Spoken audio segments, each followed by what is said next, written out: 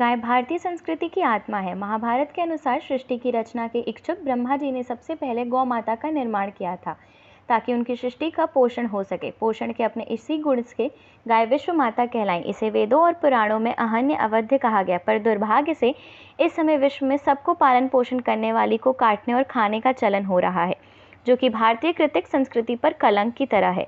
पूर्व काल में राजा परीक्षित के सामने कलयुग ने डंडे से गौ को मारना चाहा, तब वे उसे मृत्यु दंड दे रहे थे, और आज के राजा गाय को काटते और करुण पुकार करते हुए देखकर भी कैसे चुप रह सकते हैं। गौ माता की इसी करुण पुकार को सरकार के सामने सरकार को सुनाने और सरकार द्वारा गौ व्यथा को दूर करके उन्हें अभय और प्रतिष्ठा प्रदान करने के लिए राष्ट्रव्यापी गौ प्रतिष्ठा आंदोलन आरंभ हुआ, जिसको देश के चारों पीठों के पूज्य शंकराचार्यों एवं अन्य विशिष्ट धर्माचार्यों के साथ साथ कुछ प्रदेशों की विधानसभाओं का भी सहयोग मिल रहा है। गौ प्रतिष्ठा आंदोलन के अंतर्गत 12 दिसंबर 2023 को श्री काशी से भारत के सभी प्रदेशों के लिए गौदूतों की नियुक्ति की जा रही है। ये गौदूत संत उन प्रदेशों के गौ भक्तों से मिलकर आंदोलन की गति प्रदान करेंगे। गौ माता की प्रतिष्ठा के लिए और उनकी हत्या को रोकने, उनको अभय बनाने के लिए देश के संतों ने, गौ भक्तों ने, देश की धर्मप्राण जनता ने आंदोलन शुरू किया है। गौ माता राष्ट्रमाता प्रतिष्ठा आंदोलन। हमसे भी उन्होंने समर्थन मांगा है।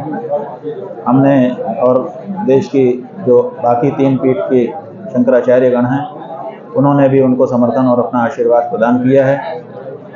इसी क्रम में आज काशी की पवित्र धरती से, गंगा जी के इस किनारे से देश के जो 37 प्रदेश हैं, उन 37 प्रदेशों में यहाँ से 37 गौदूत रवाना हो रहे हैं।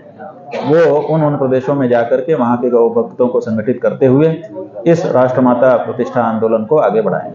काशी विश्वनाथ जी हों, रामेश्वर जी हों, कामेश्वर जी हों, कोई भी भगवान श्री शिव जी का शिवलिंग हो, सब में गाय के दूध से ही रुद्राभिषेक होता है। जब तक इस देश में गाय काटी जा रही है, तब तक किसी भी शिवलिंग पर रुद्राभिषेक करना प्रसन्नता का विषय नहीं हो सकता। इसलिए जो लोग काशी विश्वनाथ जी का कोई भी पर्व मना रहे हैं, उनसे हम अनुरोध करना चाहेंगे कि सबसे पहले वो गौ हत्या रोकने के लिए खड़े हों। गौ हत्या रोकें, फिर निर्भय गाय का दूध निकाल करके भगवान को चढ़ाएं, आशीर्वाद मिलेगा। और नहीं तो ये सब केवल दिखावा और कर्मकांड होकर के रह जाए।